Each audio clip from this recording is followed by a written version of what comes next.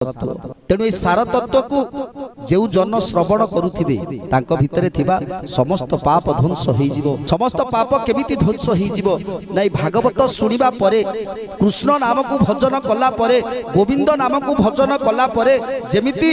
ब्रज नारी माने तरी जाइथिले गोविंद को नाम रे ब्रज नारी माने तरी जाइ दंडीवा शक्ति जार था